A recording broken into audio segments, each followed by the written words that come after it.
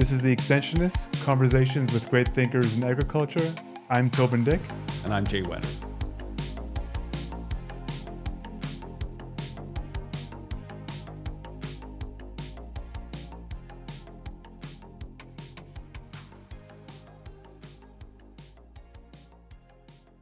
Hey, Toban. Hey, Jay. We are talking to Senator Rob Black today. Pretty exciting. I just saw him. Well, we've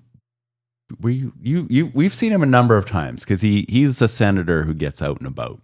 Yes. We saw him in Winnipeg at this Big Soils conference in July. Yes. And then he was at this extension conference at the University of Guelph the end of October. The Canadian Agri-Food Rural Advisory Extension and Education, acronym CARE, Conference Extension 4.0. There we go. That is mouthful. That is what it was that you and I attended, and where we saw Senator Black. Yeah. I didn't speak to him there, did you? I talked to him briefly afterwards. Okay. I said, I'll chat with you next week. He took part in a panel at the end of the event. And I note later that he was wearing jack-o'-lantern socks, which was pretty awesome. So this is a conference dedicated to extension. So Jay and I were there presenting about this podcast and our extension training program. So we had a kind of a workshop there, or like a 45-minute time slot, and just some navel gazing again. Would be like the room was packed. There was like people standing. It was, and I don't think they were there for the the presentation before us about the new Ministry of Rural Affairs. They were not. No, they were not. No, because lots of people came in after that was done. Not to knock it, we're not about that, but it was a largely academic conference. So most of the presentations were about papers, like they were presenting, grad students or whatever, presenting their papers or studies and stuff. So I remember Jay and I chatted beforehand. We're like, let's make our presentation fun. Yeah. Let's make sure we get some laughs and just have a good time up there. So we really leaned on that, emphasized so much so that I think after it, someone came up to Jay and asked if our banter was scripted. Yeah, that's right. Are you guys just naturally like that? I was like, yeah, actually we are. Yeah. Could you imagine it being scripted and we had to memorize that script and be okay, at this point you got to interrupt him and line. Pretend we need Abby. Yeah, line, please. Yeah. Anyway, yeah.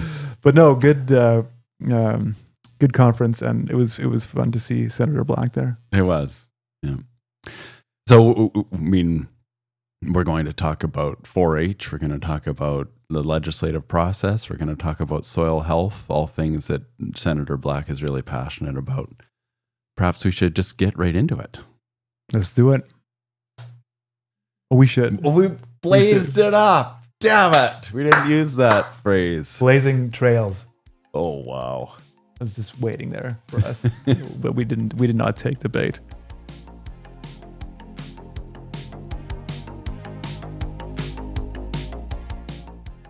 In the face of increasing risk from extreme weather, rising costs, and market instability, agronomist support is even more vital for sustainable production.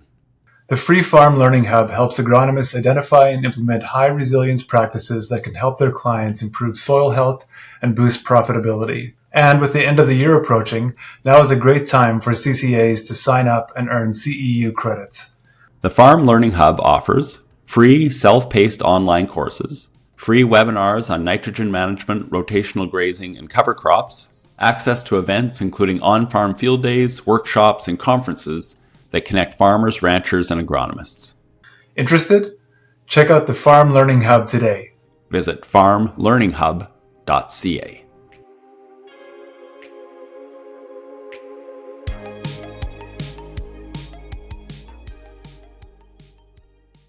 Hey there, listeners. If you're enjoying the conversations here on The Extensionists, you will probably love to get our newsletter. Yeah, it's the best way to stay connected with us, with Jay and myself, yours truly. I'm excited about the newsletter, to be honest with you, because I think... Why are you excited about so many of our guests have... Sorry, why are you excited about it? Say that differently, Jay. So many of our guests they say so many things of interest, right? And I feel like the newsletter will be a great way to share that with our listeners. Like quick take homes? Yeah. Summaries? Yeah, absolutely. One-liners? Absolutely. Yeah.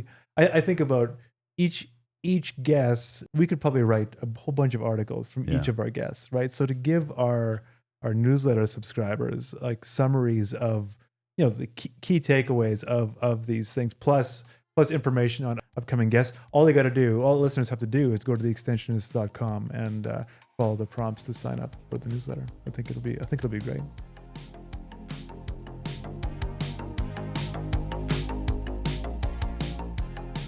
Our guest today, we're very honored to have Rob Black. Honourable Rob Black is Senator for Ontario, also chair of the Standing Senate Committee on Agriculture and Forestry. Senator, welcome to the podcast. It's great to have you. Thanks very much. It's a pleasure to be here. So you got the 4-H.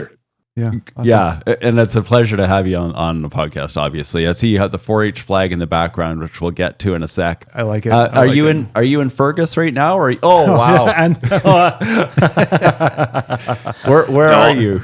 I'm in Ottawa. I'm in my office in Ottawa. We're sitting this week. So I'm here.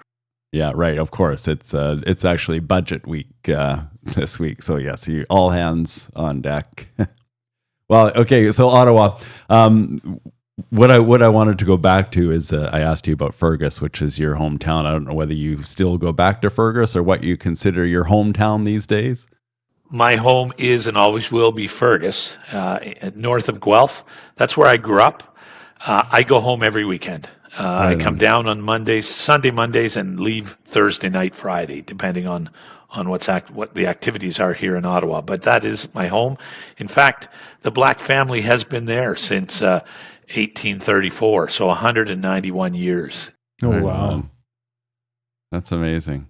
Yeah, that's exciting. Well, my Whetter relatives came from Cornwall, England to Ontario right around that exact same time, Senator. So, Yep. Yeah, we don't necessarily share a locale, but they were in Ontario and arrived right around the same time. So that's kind of exciting. Mm-hmm. Yeah. Mm-hmm. So Fergus, like I said, the 4-H tie, the 4-H flag, and a big part of your life before you became a senator was related to 4-H. Why is the 4-H so important to you? Well, I grew up in the 4-H program. I started 4-H when I was 12. I only took 6 clubs. Today 4-H members take 50, 75, 100 clubs. I took 6, but they were impactful in my life.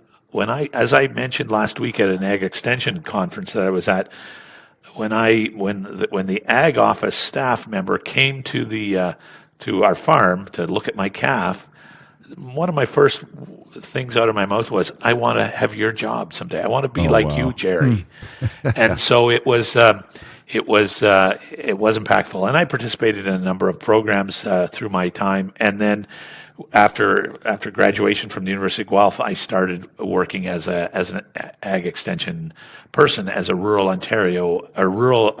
organization specialist, and we worked with the 4-H program. So again, I left the provincial government to take on the role of CEO, executive director of 4-H Ontario in 2000 when it became an independent organization, and then I was chair of the Canadian 4-H Council for a couple of years for a term, and I took on the role of CEO of 4-H Canada for a short time when there was some need for that. So, I've gained so much from the 4-H program, traveled, met folks, and when the Prime Minister phoned me to asked me to become a senator, his words were, "I'd like you to bring your agriculture, rural community development, and 4-H skills to the Senate." Amazing. So I think that's pretty special. That is pretty special. Yeah. What do you think he had in mind when he said 4-H skills? Obviously, anyone who's done 4-H, which I did for a lot of years, public speaking is part of it. But what are the 4-H skills? I think it's the people skills as well, meeting management, understanding governance, right? We might talk about the process of bills and things like that, but it's just understanding that piece of how we have to deal with people in the chamber and outside. It's interesting you should say that, because that just reminded me that the first time I'd ever heard of Robert's Rules of Order was when I was a 12-year-old going to these 4-H meetings. Yeah, so it did actually teach you the structure of a meeting and how to effectively run They do Robert's Rules in 4-H? Well, they certainly did way back when I was involved. Senator Robert's Rules is... Burino is the Canadian version of Robert's Rules. Okay. It's harder to say, right? Yeah, so, I'm unfamiliar. But whether we call it Robert's Rules or not, we do learn about motions and seconding motions and where you need to do that. So that's a piece of what young people learn in 4-H. What was the Canadian name again? Or the Canadian Burino. Oh, I didn't know that. Okay. Yeah, that's interesting. I'll have to look Google it. Yeah, I definitely will, and hopefully our listeners do too. Yeah, my wife and I were judges for the our local 4-H. I'm from Winkler, Manitoba, southern Manitoba area, and that was my first exposure to 4-H. I grew up, of course, on a family farm. I'm on my farm right now. I'm still farming, and I was just amazed at what those kids had to do and what they learned at a young age, like public speaking. So we were judging a public speaking thing, and we were both just wide-eyed after that. Like, the young kids are learning how to write speeches, how to orate them in front of an audience, and they're learning all sorts of skills like eye contact and presence and these kinds of things that I had no idea were a part of something that's so associated with, like, cattle. And like, there was a very kind of I think there is still actually a huge kind of extension gap even within 4-H to kind of get that. I don't think a lot of people know how robust and comprehensive that program actually is. It is tremendous. It really is. Yeah. And numbers are, when I was in 4-H, it was the only thing going in my community, right?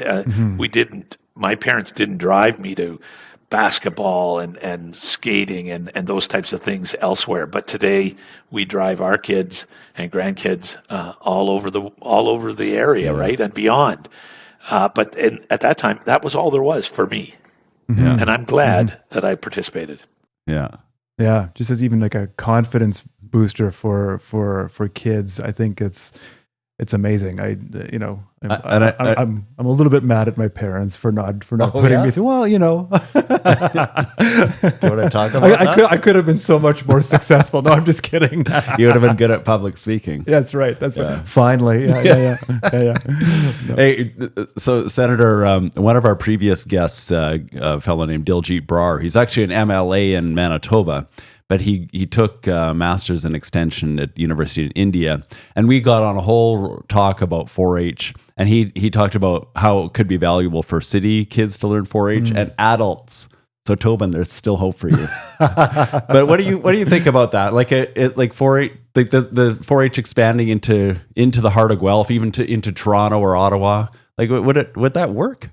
So when I was CEO of 4-H in Ontario, there were pushes to get it into, I won't say downtown Toronto, but the edges of Kingston, the edges of Guelph.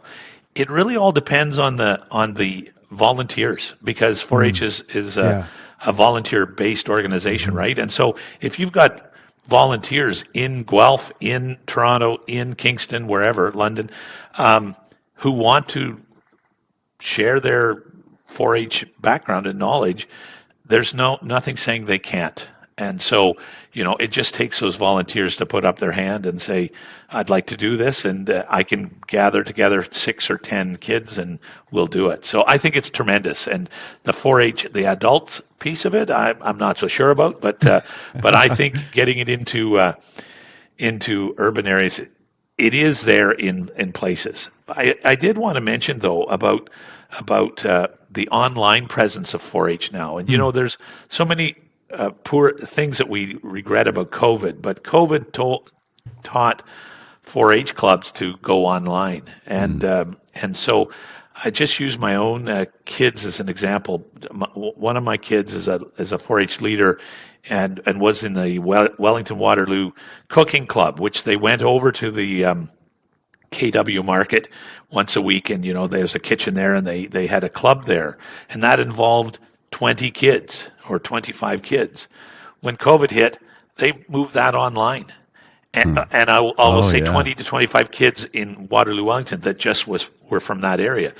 Moving it online, today they have 110 kids in that club from across the province. Mm-hmm. And so the benefit there is when those kids get to Guelph or to a university or another opportunity in 4-H, they will already, in many cases, have been able to say, oh yeah, we took that club, cooking or chocolate making or cooking on a dime is the club that's happening now. And they know those folks. It's not sort of a first time meet. So, COVID there was some benefits, and this was one of them. 110 clubs or kids in that club that is it's fascinating to watch. Yeah. I from across the province. I'm sure we'll come back to 4-H at some point, but you mentioned putting up your hand and volunteering for something, and that's kind of what you did with the Senate. I mean, in this day and age, you can apply to be a senator. In the past, you were wait around until someone appointed you, but you actually put up your hand in a Senate sense and said, "Hey, I'd be interested in being a senator." Can you tell us about how you got to become a senator? So again, it's one of our kids that came to the dinner table in July of 16 and said, the Prime Minister's changed the way senators are appointed. No longer does he or she handpick, and you have a politician or whatever. You apply now, and so Taylor said, "I've always wanted to be a senator." And as a parent, you're bound to say, "Well, go for it. Check it out. Try it." And Taylor went away and came back the next night and said, "I'm not 30 years old. I can't be a senator. I can't apply. I don't own land. I can't apply. I don't have $4,000 in the bank, so I can't apply." There's 4 criteria, those 3 and being a Canadian citizen. So he then turned to me and said, "Dad, you should apply." And that's how it happened, to be very honest. And I filled out a form, an online application, 3 reference letters, and sent it in, and then really forgot about it. And it was a number of months later that I got a note back saying, "It's a little weak, and we'll likely not look at it, but you can fix it if you want." I fixed it and sent it back, and then again forgot about it. And it was almost a year later that I got an email saying, "Well, we now need to know about your family members, what they do, your in-laws and outlaws." They were checking into a security check. So, and again, it was a couple months later, and literally it was a phone call that I took coming up the 416 here to Ottawa for Canada's Ag Day in 2018. And the call came in on the car. I pulled over, and it was Mr. Black, please hold for the Prime Minister. Wow. That's amazing. And that's it. So I did put up my hand.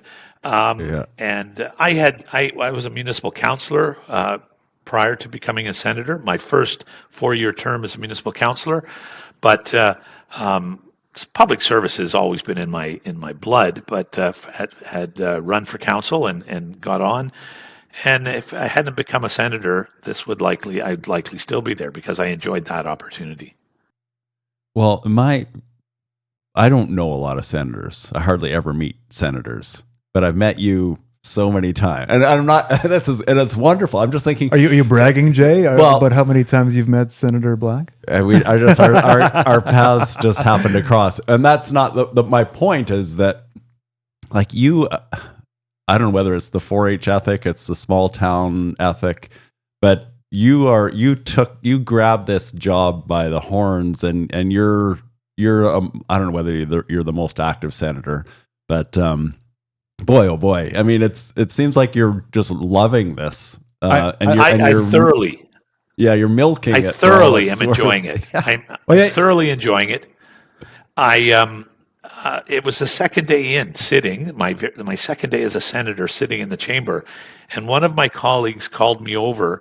We had a vote for bells, and there was 30 minutes that we had to wait for the vote. And he called me over and said, "Senator Black, you can just be here 3 days a week. Like, we really sit Tuesday, Wednesday, and Thursday, and we all get paid the same amount. If you've got extra as a chair, you get a little bigger stipend and things like that. But this senator said, Senator Black, we all get paid the same. You only have to be here 3 days a week. I can see that you're going to get bored if you don't, and that was 2 days in, if you don't find your passion and run with it. And obviously, ag is my background, rural community development, and I have run with it. And I like to be busy. I'm proud of the work that happens that I've been able to undergo here in the Senate of Canada. Yeah, we've engaged. You and I have engaged. I think mostly not so much in person, but a little bit over social over the years. When I had the column for the National Post, I know you would often engage with that on then Twitter and repost my stuff, and that was always very, of course, heartwarming. But your name's become synonymous with just being a champion for agriculture, and that's kind of remained that way, throughout your tenure as a senator. And I think it's applaudable it's just been a consistent. When you hear of Senator Black, you think of a champion of agriculture, and I've always it's very very respectable. Thank you very much. And there are other senators, as you well know. We've had 2 new senators from the ag space appointed in the last couple of years, Senator Mary Robinson from Prince Edward Island and Senator Todd Lewis from Saskatchewan. But I think it's a great team of 3, and our other colleagues that are starting to raise the issues. I tell folks that in that first 3 months, my first 3 months as being a senator, agriculture was mentioned once in the Senate chamber. That's the day I did my initial speech, my maiden speech, inaugural speech. That's why it was raised. Last fall, in the 3 months last fall, there was only about 5 days that agriculture was not mentioned in the Senate chamber. And that's not because of me or Mary or Todd. We play a role in that, but it's because of folks like you as well, and your listeners that are raising the issues of agriculture for my colleagues to start talking about. And obviously, there were bills that were on the docket last year, that last fall, that were important to agriculture. So, but that's just the way it's changed, and I'm excited about that. I just feel like we need more prairie representation on the Senate Ag Committee, but that's for another day. That's your bias. That's right. You've got there's Senator Mugley from Saskatchewan, and she is a dynamo on our Ag Committee. Okay, good. Awesome. Yeah. So we may not have the numbers, but we've got the dynamo. Hey, so tell me about the soil health and how you became a champion of soil health. Right. Thanks.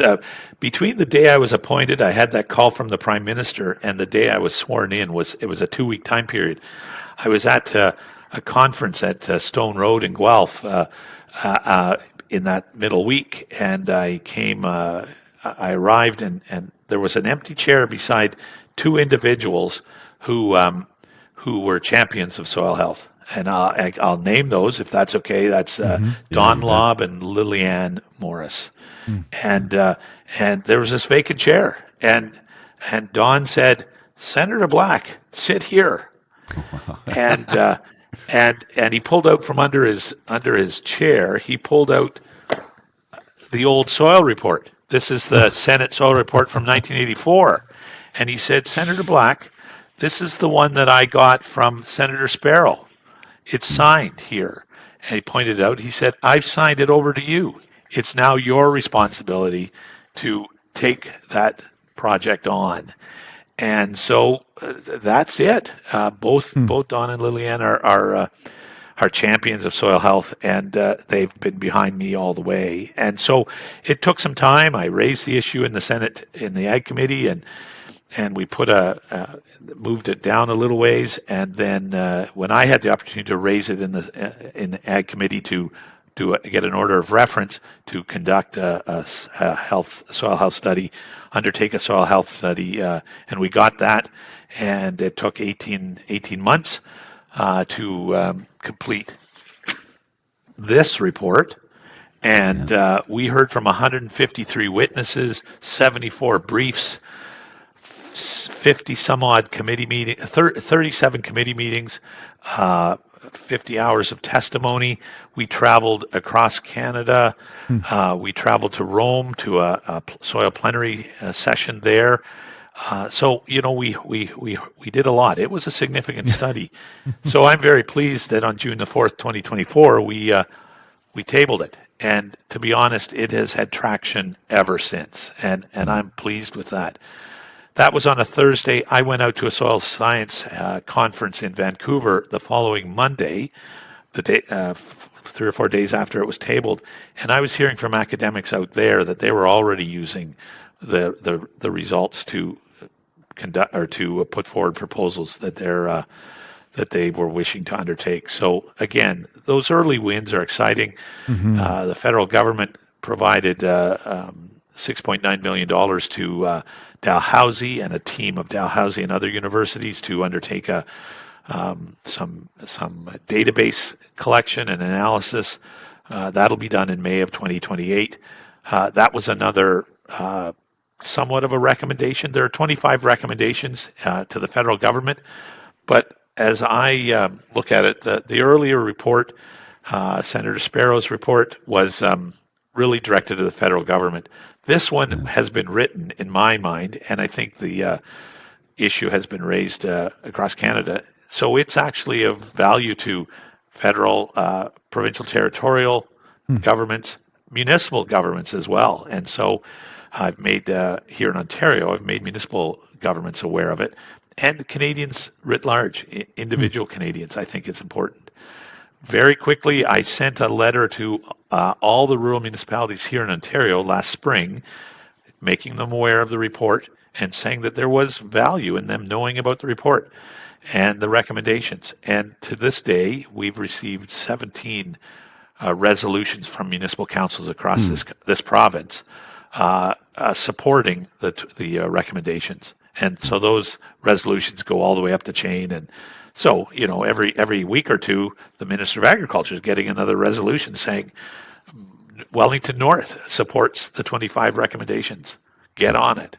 So that's exciting. So I'm still excited about this report. I'm excited about the report. And now as this evolves, we've got a bill now, and it's a Senate bill, and part of it is does Canada need a soil health advocate? There you go. So I mean, we want to talk about the legislative process. We do. So let's use this as an example of the process, and so describe for me your bill and where it's at and what are the next steps. So during the prorogation process, I worked with legal lawyers here, parliamentary lawyers here, to develop Bill S-230. And it's a very short bill, but it's an act respecting the development of a national strategy for soil health, protection, conservation, and enhancement. Many of the pieces of it come right out of the report. And so, if they undertook this, if the government undertook this, they would be moving forward on the report, and that's exciting for me. But so it was tabled in June of 2025, and at first reading in the Senate. It's been numbered S-230, and so now it wends its way through the Senate. Currently, it's at second reading. I have spoken to it. A few of my colleagues have spoken to it. I have a colleague speaking to it today. At some point in the near future, give or take weeks or a month or two, whatever, but at some point in the near future, it will be voted on at second reading, as all bills are, and then referred to a committee. And at the committee level, bills are studied further. Witnesses are brought in to talk about the bill. It may be amended at that point, and then it's voted upon at committee, and then sent back to the Senate chamber for third reading and a vote at third reading. So I would expect this would go to the Agriculture and Forestry Committee, but when it comes back to the Senate, it'll be debated at third reading and then voted upon. If it passes at third reading, either in its current form or amended because of the committee work, then it would go. If it passes at third reading, it then goes to the House of Commons. We call it the other place. We never refer to it as the House of Commons in the chamber. We refer to it as the other place. It'll go to the other place. I like that. Yeah, where they will put it through the same process: first reading, debate at second reading, refer to a committee, back to the House for third reading and passage. If they amend it, it has to come back to the Senate to concur with the amendments. So it gets ping-ponged back to us. We'll look at it again in the chamber. We may say, don't agree with those amendments. We'll make changes, put it back, send it back and say no. Or we might say, yep, that's good. And so once both chambers have concurred with the absolute wording of the bill, then it's and voted on, then it is sent to the Governor General for royal assent. That's the process. That's a whether process. It's this bill or any Senate bill. Similarly, if it comes from the House of Commons, same deal. First and second reading, committee, third reading, sent on to the Senate for review and sober second thought, and back and forth if necessary, and then to the Governor General for royal assent. That's it. It's not a hard process, but it can take months and years. Yeah. And then if there's a change of government, I mean, maybe not so much an issue with the Senate, but I mean, when you've got the House of Commons involved or the other place involved, there's all kinds of potential delays in that regard. That's right. Yeah. That's right. Yeah. I've had one bill already go through that I proposed in the Senate, and that was the Food Day in Canada Act, Right. which was proclaimed in May of 2023. It started in the Senate. It was a non-contentious bill, just recognizing food from the farm to the consumer's plate, and a specific day, and non-contentious. It passed fairly quickly in the Senate, passed fairly quickly in the House, and was proclaimed, as I said, in May of 2023. Senator Black, how are just for our listeners, how are they supposed to kind of understand like this bill in relation to, like, there's lots of activity around soil health going on nationally right now, lots of calls for kind of a national approach to soil health, and there's various groups who have attempted to kind of put something together that unites Canada under kind of one kind of whether it's guidelines or whatever. How does this bill sit in that landscape? So this bill is hopefully will unite the work of us to develop a strategy around soil health, and it requires the federal government through the Minister of Agriculture and Agri-Food and other ministers as deemed necessary to work with federal or provincial territorial governments, municipalities, indigenous communities, academia, to develop a strategy that will help to push the idea of soil health, put it into action. And so it's relatively brief, but it does talk about the development of a strategy that identifies policy and legislative measures to recognize soil as a strategic national asset, something that I think is important. The other piece of this bill is that it requires the government to look into identifying a national soils health advocate. So Australia had two soil health advocates in the previous government, both of whom reported to the Prime Minister. They did not report to a Minister of Agriculture. They reported to the Prime Minister. And for 10 years, those individuals traveled the country advocating, and the world advocating for soil health.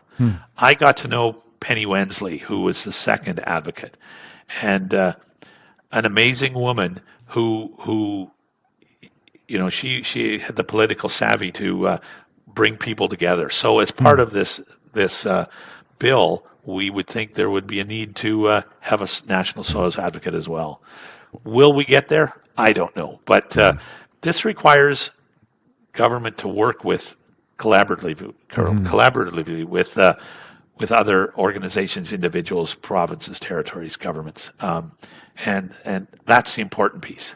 No point in developing a sort of a top-down strategy. They have to work together.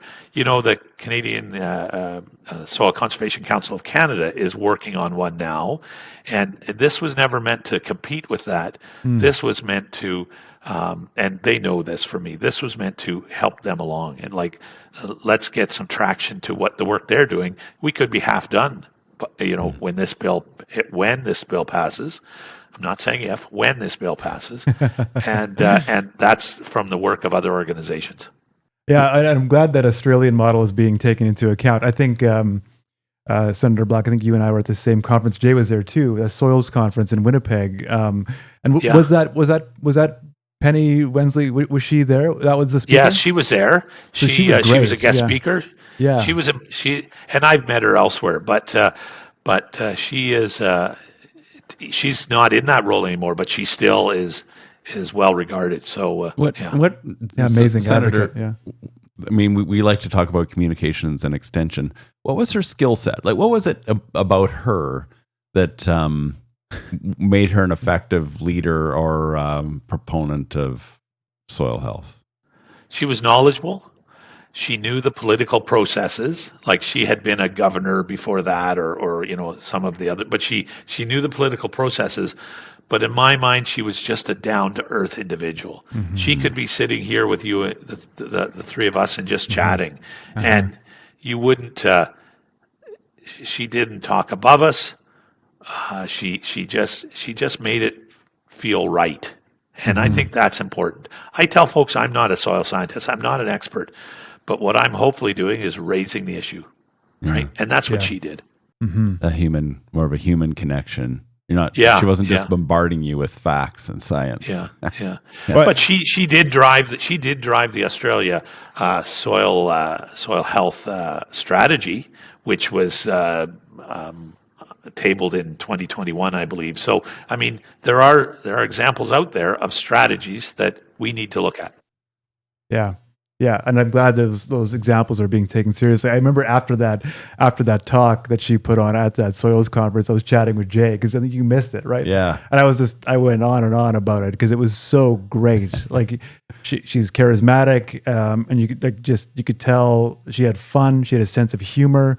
Like you said, she's very down to earth, very believable. Just everything about it was fantastic, and even her presentation, even like the slide deck that she had was just exactly all the pieces just kind of came together. Like there was one slide, and I kept talking to Jay about it, where there was just, I don't think there was any words on the slide. It was just this picture of this like post-apocalyptic scene, trees. Like it was like and I was like, what is it? But it was interesting, right? And it was just, it all led what to she drew out of that was imperative, right?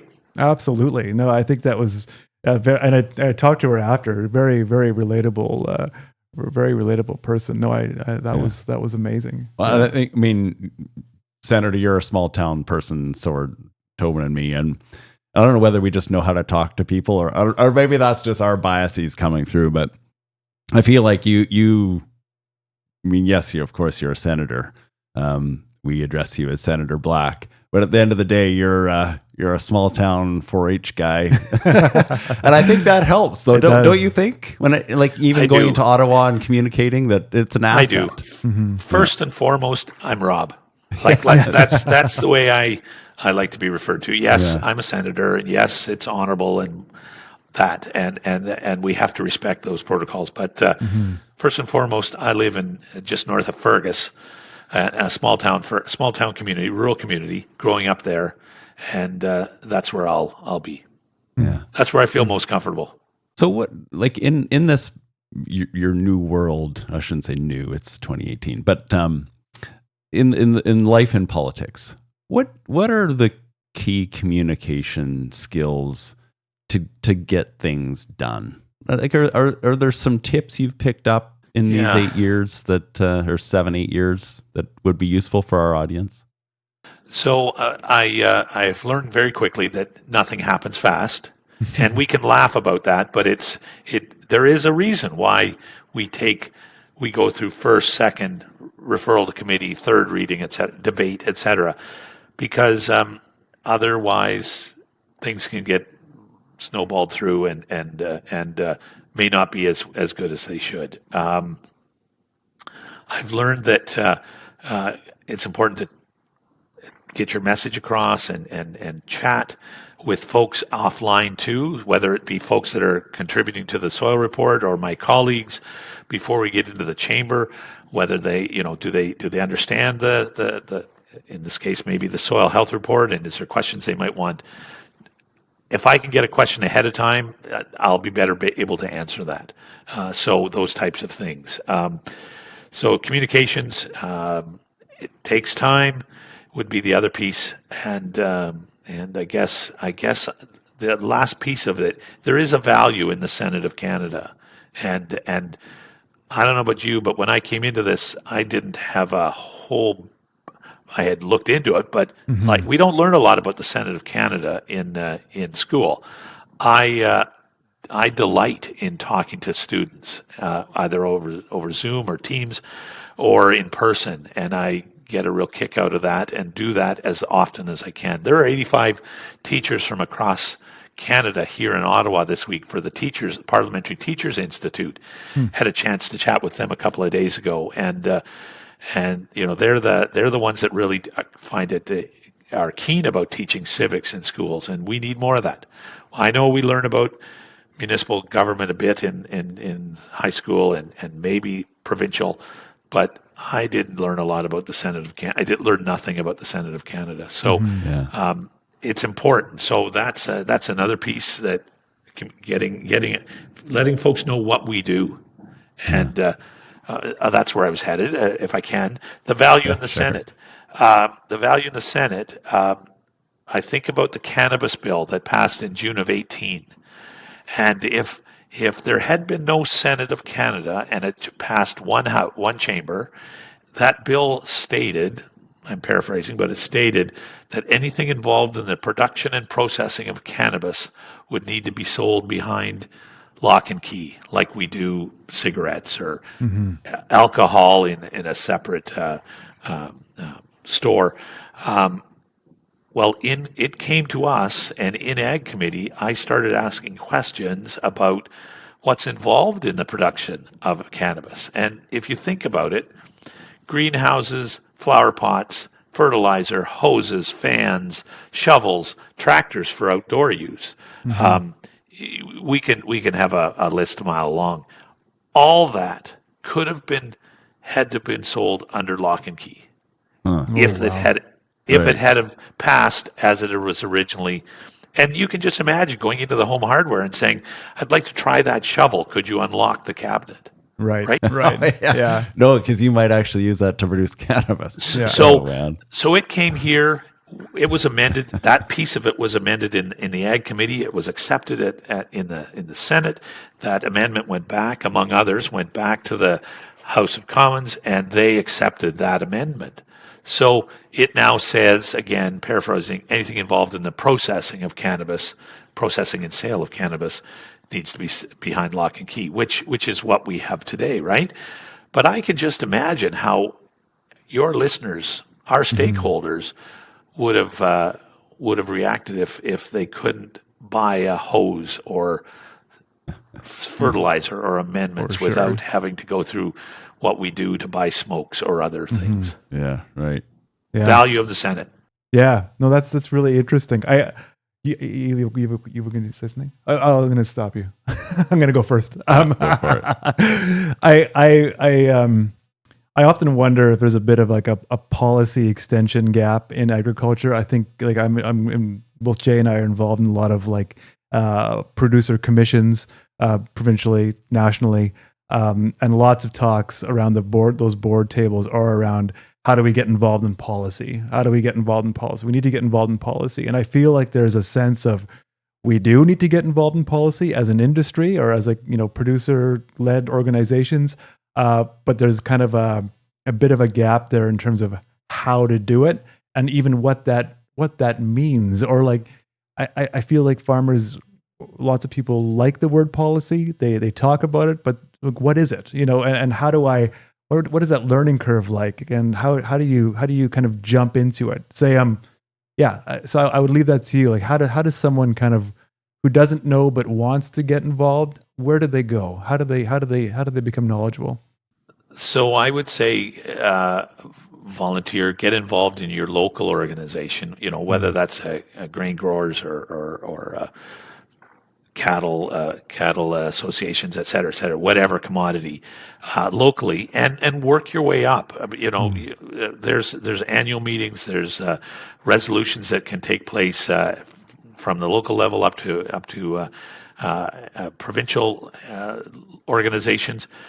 Get involved, participate in those annual meetings, in those policy advisory committee meetings, if there's such a thing, and just learn from that. I get regularly. I get 3 or 4 meetings a week when I'm in Ottawa with national organizations or provincial organizations that come to Ottawa to lobby, to talk to their parliamentarians. And it's not just national organizations. We do meet with provincial organizations. I do. I will always, as long as I can make it work, I will always meet with ag and rural groups here in Ottawa and learn from their issues. I tell folks when I'm out talking that if I don't know your issue, I can't stand up in the chamber and ask questions, debate the issue, raise a bill over the issue. So you got to tell me. It's not I can't know what I don't know. But that being said, I encourage folks that come into my office to don't come to whine. Like, I don't just want to hear the problems. I want to hear the solutions too, because the solutions are out there. Like and senators, we don't have programs. We don't have budgets. There's no budget in the Senate for ag, like for ag programs or stuff. But what I can do is raise the issue.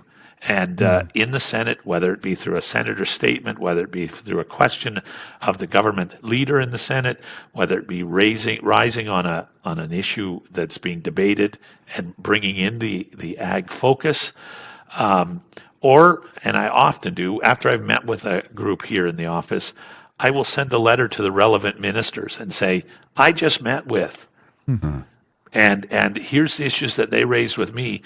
And it might go on to say, I know you've met with them. I'd encourage you to meet with them again, or I would encourage you to consider these concerns and their issues as you're moving forward.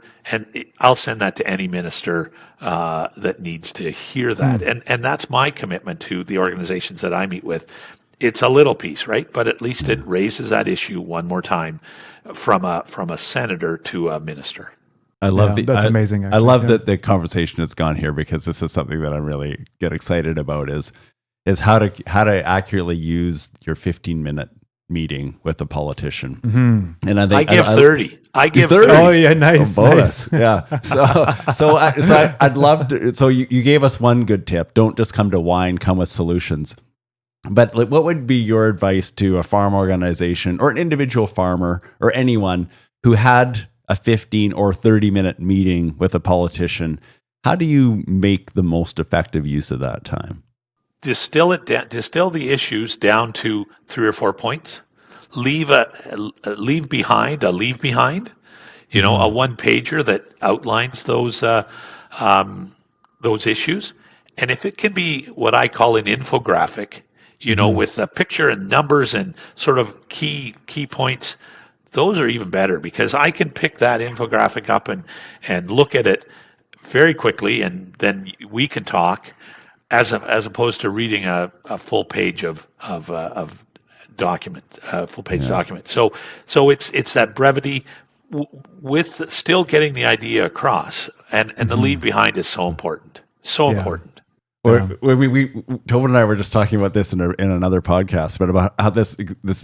So you go, I've got a meeting with the senator. I've got to talk about all of these things. I've got 50 things to talk about. I'm not going to meet him again for a couple years or maybe ever. We really have to. Anyway, that is absolutely the wrong approach. That's right. That's right. Because it just goes over, right? And because, Tuesday, I met with 4 different groups Tuesday morning. And I had a breakfast as well with an organization. So we don't have a lot of time, right? But I guess from my perspective, I do commit to following up as necessary with ministers or other organizations. The other piece I like to do is to connect people, and that's another piece of what I think folks can do. Folks in my position can do well. Is I might not know the answer, but let's find out by going over here. You should talk to these folks, and so we do a lot of that as well. Of course, the John F. Kennedy quote: "Ask not what your country can do for you, but what you can do for your country." And I mean, politicians are sort of like us in some way. I mean, we don't have all the answers. So what do you actually kind of adhere to that quote? Like, do we all have a responsibility as Canadians to make the country better? And how can we do that? I believe we do. And it can be in, a small way or a big way. And there are people out there that have done it in big ways, right? But if I can leave this place a little better with the ag perspective, I will have done my job. And I have 12 more years left. So we will talk again, I'm sure. I hope so. Yeah. We've already got you on the schedule for next month. Did you not know about that? I should have another 12 years if I stick around. And I may, will I be on Ag Committee forever? Will I chair Ag Committee forever? Probably not, because I also think that it's important for me to grow in other areas, and others to grow in that position of Ag Chair. But I will hope to be on the Ag Committee, and I'm not telling you anything that, but anyways, just that we have the opportunity to. There's 18 standing committees in the Senate of Canada, and I probably should learn a little bit more about some of the other areas, right? Yeah. The other piece of it is that there's a lot of overlap, right? There's a transportation committee, but there's transportation issues in ag. Foreign Affairs and Trade this morning was talking about CUSMA and ag. I wasn't there, but my colleagues let me know that this morning they were having folks in to talk about CUSMA and agriculture trade and tariffs. So that's great, because there's other people looking out for ag as well. So I want to you think of all the people that you meet on a regular basis, Senator Black, and like all these 30-minute meetings rather. Is there a space for novelty and kind of creative approaches to these meetings? Like, one thing Jay and I often joke about with regards to extension is, things like different novel approaches, like, even like putting on a skit or like a singer-songwriter, kind of thing. When you think of all your meetings and the most memorable ones, you don't need to give specifics or names, but is there space for that? Is there space for creative approaches to these things?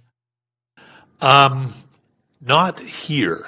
Okay. And not here, but that's not to say that from a meeting here, I might say, well, can we get together? Can I go out and see your project or your farm or your industry, that part of the sector? And we do a lot of that as well. My colleagues and I do. We get out and about and take that opportunity. So I think one spins off the other, Right. So that's where the creative piece might take place. I get to spend an hour or two on a grain farm or in a milling operation, and those types I'm of glad things. you brought that up. Actually, yeah. You looked seriously worried at the thought of Toban and I showing up and doing a little interpretive dance. Well, dancing around a candle. Let's not do that. Yeah. I guess we'll cancel that visit then. Yeah. What are you most proud of in your Senate job so far? Yeah. I'm proud to have been appointed. First and foremost, it's an honor and a privilege. It still raises the hair on the back of my head when I walk up the hill and realized that I think I was 972, the 972nd senator appointed, and I do have that number. It's close to that since Confederation. So this isn't a big club. No. There are 105 senators in the Senate at any one time. So it's an honor and it's a privilege, and I don't take that lightly. I'm proud of the Food Day in Canada Act.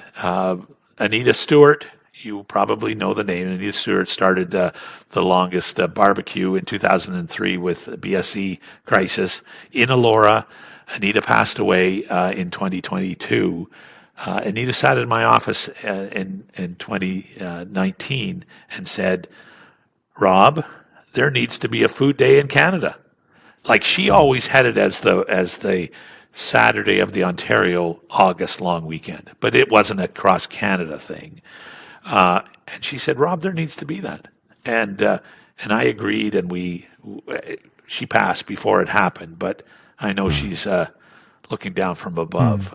And so, just on that note, it is the Saturday of our Ontario August long weekend, but other provinces don't necessarily have that holiday. So the bill actually states, and I'm doing this from memory, but the bill states it's the first Saturday in August after the last Monday in July, because that then sets a date. It might be our August long weekend, because that's what it is. But in Manitoba or elsewhere, it happens to be the first Saturday after the last July Monday. So that's how but it's those types of things. I was ready to just put in the bill, it's the August long weekend. Very quickly realized that they might not be there. So I'm pretty proud of that. I am absolutely over the moon on the soil health report. And it's not my report, it's the Ag Committee's report. But it has had so much traction, and I am delighted that folks are taking it to heart.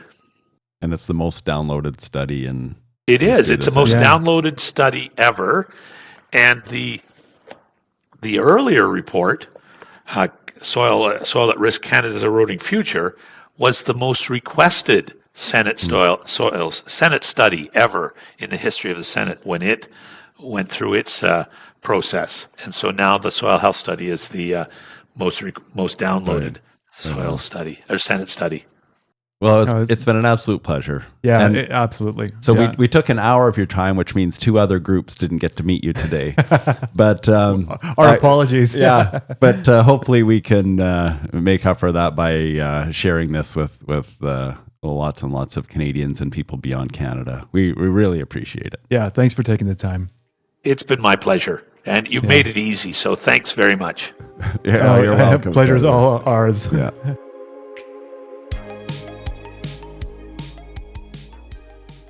Do you like what you're hearing and want to support the Extensionists? If you are an agriculture company or association looking for a powerful way to get your message in front of Canadian farmers, then partner with us. Our listeners are farmers from coast to coast. When you advertise with us, your brand isn't just another commercial break. It becomes part of our story. Ads on the Extensionists are personal and trusted. Our listeners value what they hear on the podcast. Whether you're looking for a 60-second ad somewhere throughout the podcast, or even an exclusive episode sponsorship, we have options that will work for you. So if you're ready to get your message out there and connect with farmers across Canada, let's talk. Visit theextensionists.com for more information.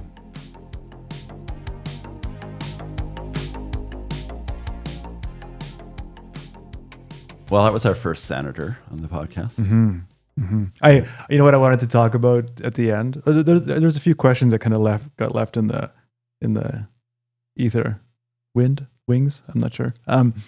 One was, why soil? Like, what was it just because of the passion of the people that he met after the phone call from Prime Minister Justin Trudeau, or was it because it triggered something of genuine interest in him? So that's a question I would have asked had we had more time. And then the other part was really getting into the moment he got that call. Like, could you imagine? Right? Like, whoever the sitting prime minister is, but like you take a phone call from the prime minister of Canada, and like, what did you drive into the ditch, or did you? Yeah, like you go to Tim Hortons? You fall over, you get weak at the knees, or like what do you? That would have been a great question. Yeah. For me, the takeaways from what he did manage to tell us, which was a lot. But it just, and I really like this, and it kind of just hits home again, this cognitive load thing. But when you're meeting with a politician, come in with 3 or 5 things, a short list, and you don't bring the whole laundry list of requests, and don't just come in to whine, but come in with solutions. Yeah. So do a bit of homework and come in with some really grounded ideas.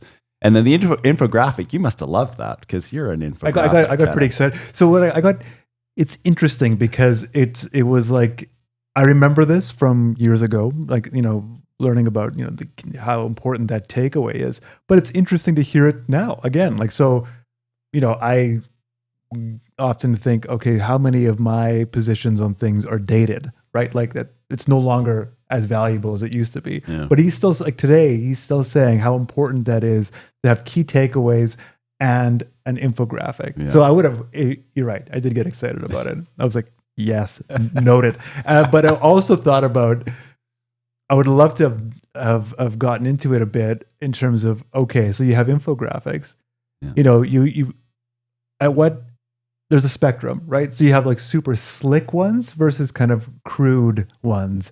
And I'm sure the answer, if I was a betting person, would have been somewhere in the middle. Like too slick of an infographic, you're probably a bit dismissive about it, right? What's the motive here? Yeah. So like there is like, what is that sweet spot of an effective infographic? But was very valuable to hear that is still something appreciated at his office. Something makes the information more noticeable, and easier to digest. I mean, that would be the objectives of an infographic, I assume. Yeah. But what a great interview, though. Like, I'm not just being pat here, but like a very easy conversation. Yeah, I found. Yeah. I enjoyed it a lot. I mean, we didn't ask any hard questions, but I guess we can leave that to the daily news reporters. Or maybe we did ask harder questions, but in ways that was more. But conversational. I agree, but I didn't feel like oh, this is a burning question that I really wanted to get at. Yeah. But I'm like editing myself. I didn't feel that really, and I feel much more at ease having a conversation like that. Let's get at a point, and we don't need to hammer home or be controversial. Let's just let's think about solutions. Yeah, and like you said, there are vehicles, there are mediums for that, right? Like, and it's an important part of the landscape to have people who will ask those challenging, hard questions. And we're not political people; we're communications people. We wanted some communications patsies. And he delivered a bunch of them. Yeah, he did. Yeah. I mean, I think the whole like learning about the process is incredibly interesting. The value of 4-H. The value of the Senate, I think it's very. I mean, and him talking about how this bill fits in with that soil landscapes, and it's an interesting one, right? Because in some ways it feels like a busy landscape for ag to navigate right now. Yeah. And not easy to nail down a soil strategy. No. Because there's so many moving parts. So to find the 3 to 5 key points about a soil strategy, I mean, that will be a challenge in itself. For sure. Yeah. For sure. But no, great conversation, and kind of an honor to have it, and to, for him to take the time, and he was on a panel at this this extension conference that you and I attended in Guelph, and I noticed that he was wearing pumpkin socks, and it was on I don't know whether it was Halloween or the day before. It was the day before Halloween. I thought, yes, there's a guy I can support. Yeah. Or jack-o'-lantern. He takes his socks seriously. Socks, yeah. Anyway, this has been the Extensionists. podcast. I'm Jay Whetter. And I'm Toban Dyck. Till next time.